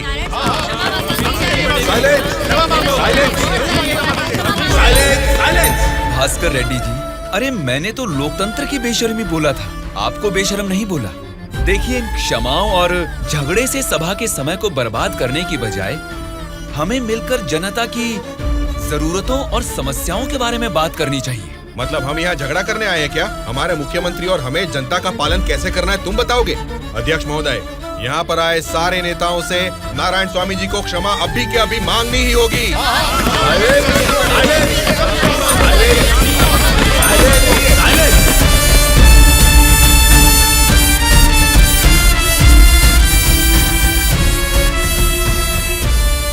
उनके बर्ताव से तुम क्यों दुखी हो रहे हो? सब ठीक हो जाएगा साहब, एक बार फिर आपको बोलने का मौका जरूर मिलेगा साहब। गूंगे को माइक पकड़ा देंगे तो कुछ फायदा थोड़ा ही होगा। जितने भी मौका देंगे होने वाला कुछ नहीं है। सोच समझ के तो बात ही नहीं कर पाता है ये गोलू, क्या बात कर रहा है तू? पागल हो गया क्या? मुंह बंद करके यहाँ से निकल जा, जा। उसकी बातों का बुरा मत मानिएगा साहब। उसने कुछ भी गलत नहीं कहा सुबैया। तुम उसकी बातों में गुस्सा देख रहे हो और मैं उन बातों के पीछे छिपी वजह।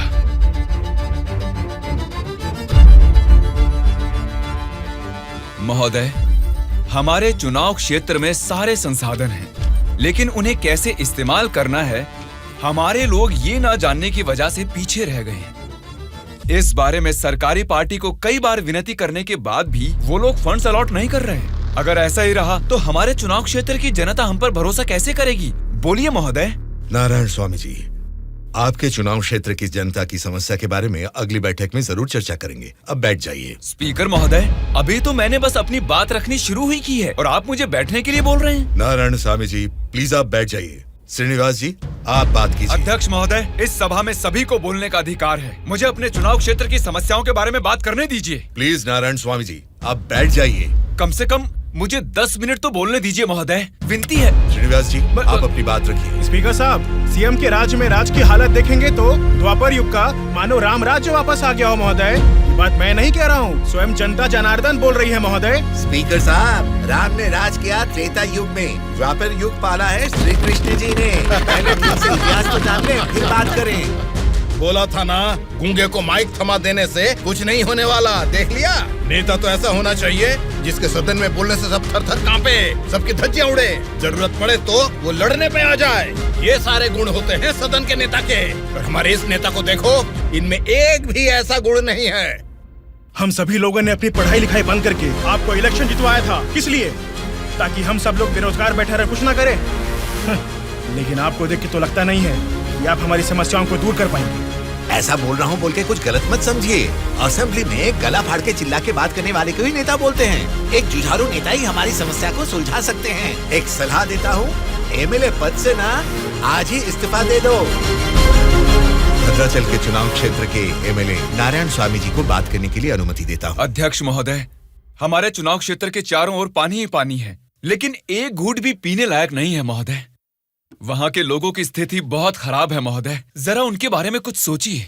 और सिर्फ एक यही समस्या नहीं है साहब, शिक्षा, चिकित्सा, रोड, मैं तो कहता हूँ पूरा क्षेत्र समस्याओं ही समस्याओं से भरा है महोदय। इसीलिए मेरी आपसे विनती है कि अध्यक्ष महोदय, नारायण स्वामी जी के चुनाव क्षेत्र में सिर्फ और सिर्फ जनता को ही सारी समस्याएं हो रही है, लेकिन इनके राज्य में सरकार बनाने वाली पार्टी के गुंडों की वजह से वहाँ के जनता की जान जा रही है। अध्यक्ष महोदय, सत्ता इनके हाथ में है और पैसे बनाना ही इनकी पार्टी का मकसद है। दरअसल सत्ता में रहकर इन्हें अपनी दारू की दुकानें चलानी है और सारा इल्जाम हम पे थोपना है। अध्यक्ष महोदय, हम सिर्फ दारू की दुकान ही चला रहे हैं साहब।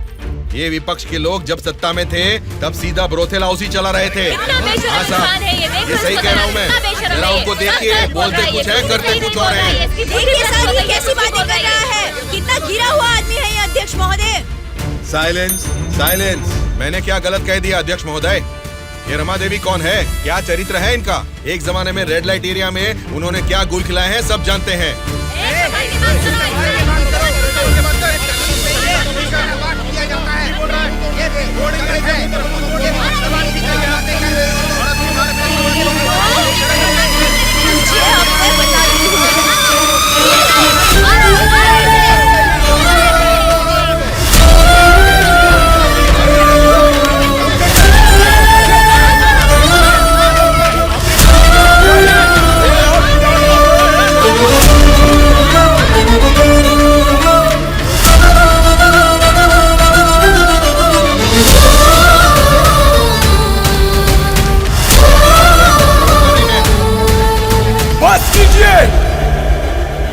अरे ये संसद है या फिर कुरुक्षेत्र है?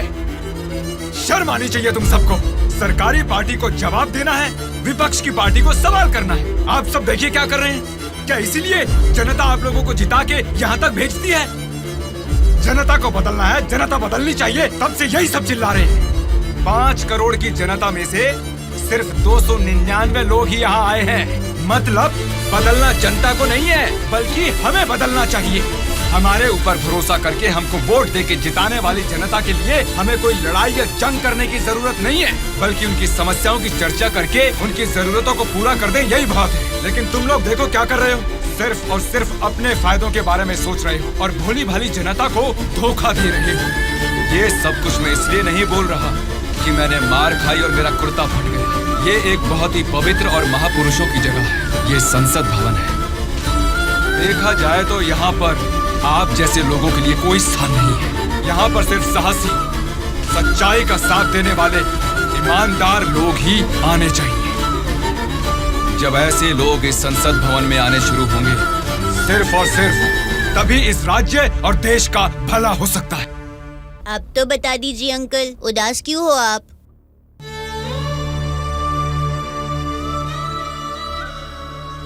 मैं हार गया।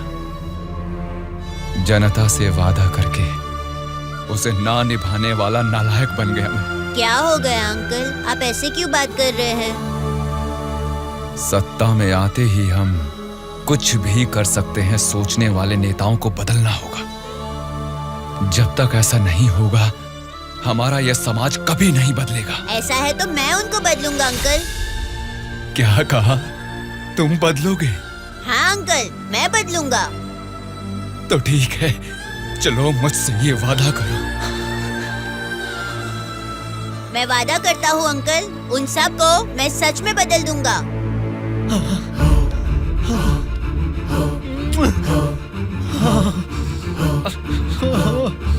बदलना है, तुमको ही बदलना है, तुम ही बदलोगे।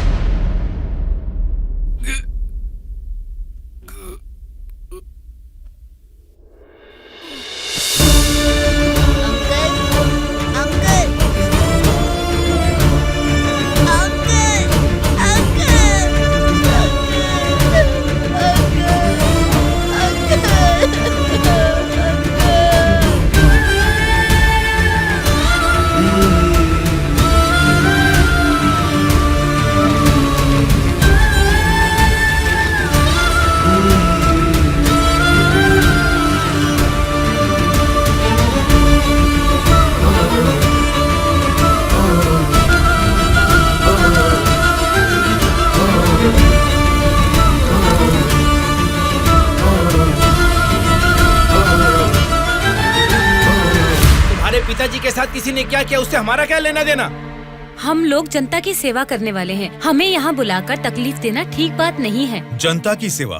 क्या जनता की सेवा करते हैं आप लोग? एक एक करके बताइए। हर महीने बुजुर्गों को राशन मिल रहा है, और यही नहीं, अपाहिजों को हर महीने पेंशन दिया जा रहा है, बेरोजगारों को बेरोजगारी भत्ता दिया जा रहा है। इतने अच्छे काम कर रहे हैं, ये सब सेवा नहीं है क्या? जनता की सेवा करने का मतलब टाइम पर राशन का चावल और दाल देना है क्या? नहीं ना। 20 साल के लड़के को बेरोजगारी भत्ता क्यों देना? वो मेहनत नहीं करेगा क्या? 2 एकड़ जमीन वाले किसान को राशन क्यों देना? वो फसल उगा नहीं सकता क्या? आप लोगों की मेहनत करने की काबिलियत को मारकर उनकी पैदावार करने की क्षमता को बुरी तरह कुचल रहे हैं। जिस दिन आप लोग जनता को मुफ्त की चीजें देने के बजाय उनको ये बताएंगे कि मेहनत करना ही बेहतर है, उसी दिन आप लोग जनता की सच्ची सेवा कर पाएंगे सर। मतलब हम पर बिना यकीन के जनता हमको जिता रही है। आपका नाम मारुति राव है ना? हाँ हाँ। आपका चुनाव क्षेत्र रामापुरम है ना? सही कहा, रामापुरम ही है। आपके रामापुरम के बारे में आप क्या जानते हैं, थोड़ा बताएंगे सर? क्या रखा है रामापुरम में? 4 वार्ड है, 6 सरकारी अस्पताल है और 20 प्राइवेट अस्पताल है। उसके बाद 12 सिनेमा घर और 130 वाइन शॉप है। इसके अलावा अलग अलग क्षेत्र के लोग हैं, अलग अलग जात के लोग हैं और अलग अलग धर्म के लोग हैं। बाकी ओसी कास्ट तो सब कुछ मिला जुला के 1 लाख। इनके अलावा BC SC ST ये सब मिला के 2 लाख वोटर हैं। उतना ही नहीं, फिल्म डायरेक्टर सुकुमार जी और हीरोइन अंजलि जी दोनों यही पैदा हुए थे। कुंडली निकालोगे क्या? Nice information sir. उसी रामापुरम में जहाँ हजारों किसान रहते थे, अब कुछ गिनती के ही क्यों रह गए हैं सर? मुझे नहीं मालूम, किसानों के बारे में हम इतना कुछ नहीं जानते। तुम बोलो, तुम्हें मालूम है तो? रामापुरम की पूरी वोटरों की गिनती है 4,80,000। उनमें पुरुष है 2,50,000, स्त्रियां हैं 2,28,000। बाकी लोग हैं 3rd जेंडर। वहाँ बारिश और पानी की सुविधा ज्यादा होने के कारण धान और गन्ना जैसे फसलों के लिए वो जमीन अनुकूल है। अब हम प्रॉब्लम की बात करेंगे। रामापुरम मेन सेंटर में एक बड़ी डंपिंग यार्ड है और वहाँ के रोड्स के बारे में हम आपको जितना कम बताएं उतना ही अच्छा है। ये सरकारी पार्टी की MLA है, आपकी पूछताछ सही है, लेकिन हम तो विपक्ष के हैं ना, हमें इनके साथ क्यों उठा के लाए? एक विपक्षी पार्टी होने के नाते आपको गवर्नमेंट का सपोर्ट नहीं है, लेकिन आवाज उठाने के लिए असेंबली तो है ना। समस्याओं पर वहाँ क्यों नहीं बात करते? जनता ने वोट देकर आपको असेंबली इसलिए भेजा क्योंकि उनको यकीन था कि उनकी कुछ भलाई होगी। लेकिन पेट्रोल के बढ़ते रेट की आपको परवाह नहीं, बढ़ते ब्याज की आप बात ही नहीं करते। किसानों की आत्महत्या आप लोगों के लिए कोई मुद्दा ही नहीं है। बदलना है, अपने सोचने का ढंग बदलना है, हमारे बर्ताव का तरीका बदलना है। हमें बदलने को बोल रहे हो, ठीक है, जनता की क्या बात है? वो नोट लेके वोट नहीं दे रहे क्या हमें? उनको क्या बोलोगे? पैसे लेकर वोट डालना आखिर जनता को सिखाया किसने? आप जैसे नेताओं ने ही ना। वोट पर नोट की आशा रखने वाले ही नहीं हैं, वोट का इंसाफ चाहने वाले लोग भी हैं। आप क्या करते हैं? ऑटो चलाता हूँ। तो फिर ये पोस्टर क्यों चिपकाया है? नारायण के लिए इतना भी नहीं करेंगे तो अच्छा नहीं लगेगा। ऐसा क्यों? नारायण जी से आपको इतना लगाव किस लिए? वो हमारी तकलीफों को समझता है। वो सत्ता में आएगा तो बहुत लोगों को काम मिलेगा, हमारे गांव की तरक्की होगी। इतना भरोसा है? बिल्कुल भरोसा है। अगर उसने वादा कर दिया तो करके ही दिखाएगा। जब हमारे MLA चिनकोटा जी को अरेस्ट किया गया था, मेरे पति ने उनको छुड़ाने के लिए धरने पर पेट्रोल से खुद को जला लिया था। तो चिनकोटा जी ने क्या किया था? वे बोले थे कि सरकार में आते ही बात करके पैसा दिलाएंगे। मिला क्या? उन्होंने जबान दिया था, वादा तो वादा ही होता है ना। आपके दिए गए वादे जनता के सामने सिर्फ कहानियां बनकर रह गई हैं। कम से कम अब तो बदल जाइए। पार्टी बदलने के एजेंडा जैसे नहीं, जनता की तकदीरें बदलने वाले एजेंडा बन जाइए। अगर अब भी आप लोग नहीं सुधरोगे और ऐसा ही करते रहोगे तो यहाँ से कोई भी जिंदा बाहर नहीं जाएगा। सूर्या, इनको समझाने का कोई फायदा नहीं है। ये लोग ऐसे ही रहेंगे। मेरी बात मानो, सबको मार डालो। अरे रुको भाई, रुको। ब्रदर, अगर आपको मारना है तो हमें मार दीजिए, लेकिन मरने से पहले हम सब बदलना चाहते हैं। हमको एक चांस तो दीजिए। इतने दिन जनता के पैसे कैसे लूटना है यही सोचते थे। अब एक मौका दे दो हमें। जनता के पैसे को जनता तक लौटाना है यही सोचेंगे। अब उस नारायण स्वामी के सपनों को हम सच करके दिखाएंगे। उसका नाम है सूर्या। ऑलरेडी एक मर्डर केस में वो सजा काट रहा है। सत्ताधारी पार्टी की सपोर्ट से वो जेल से बाहर निकला है। बहुत शातिर है वो। बड़ी होशियारी से वो दोनों पार्टियों के एमएलए को किडनैप करके लेके गया है। उसका प्लान क्या है, उसने क्यों किडनैप किया है, उसके सिवा और किसी को पता नहीं है। समझ गया सर। वो जहाँ भी हैं, सब एमएलए को सेफली लाने की जिम्मेदारी मेरी।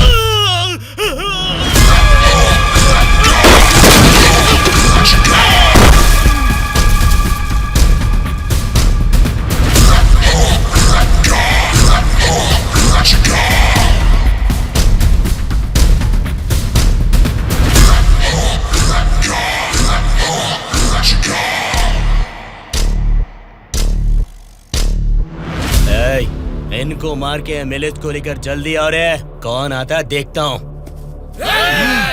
रुक जाओ।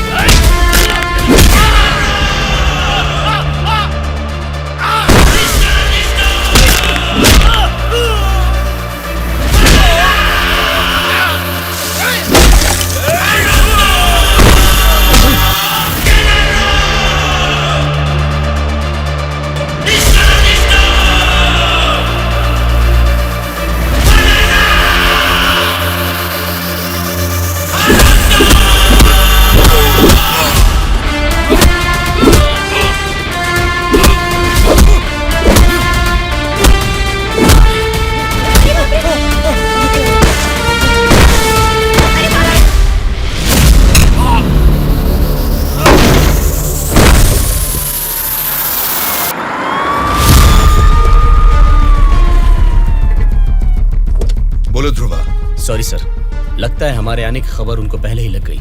What? हाँ सर, जब तक हम पहुंचे वो सब एमएलए को लेकर यहाँ से चला गया। तो अब क्या होगा? आज शक्ति परीक्षण है। आज अगर एमएलए को नहीं ला पाएंगे तो स्टेट पे एक बड़ा इशू बन जाएगा। तुम किसी भी कीमत पर उन एमएलए को यहाँ ले आओ। Okay sir, I will try my level best.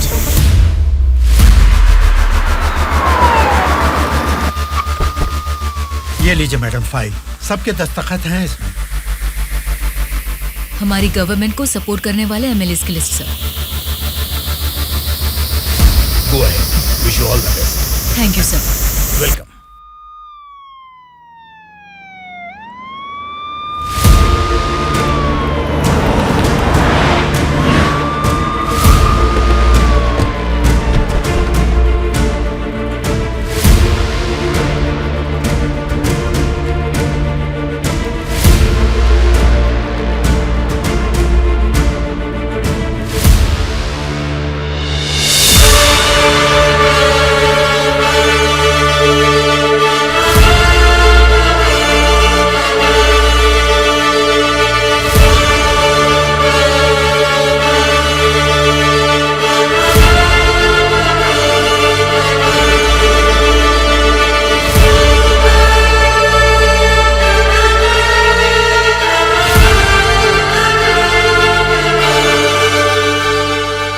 राज्य में पहली बार महिला चीफ मिनिस्टर बनने के लिए Congratulations, श्यामला भारती जी।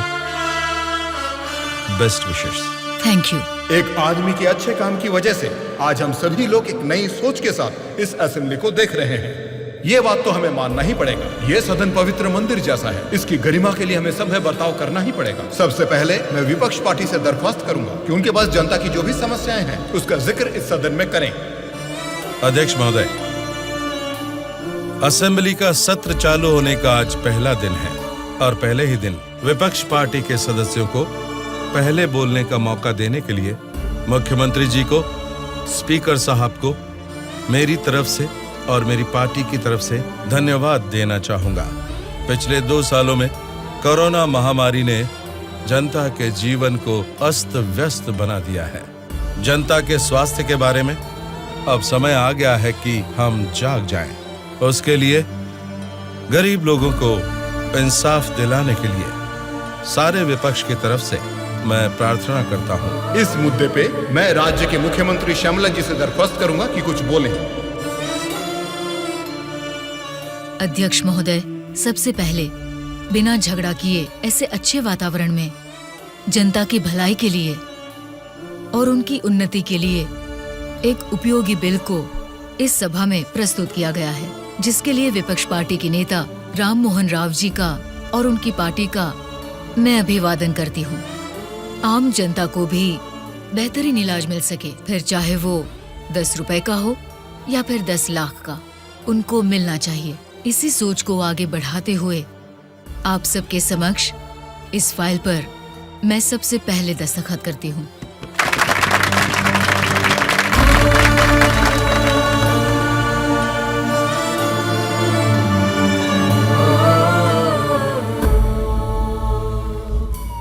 तुमने जो सोचा उसे पा लिया सूर्या। नेक्स्ट टारगेट क्या है? हमारे देश की तरक्की जो कोई भी रोक रहा है वो लोग ही मेरा नेक्स्ट टारगेट।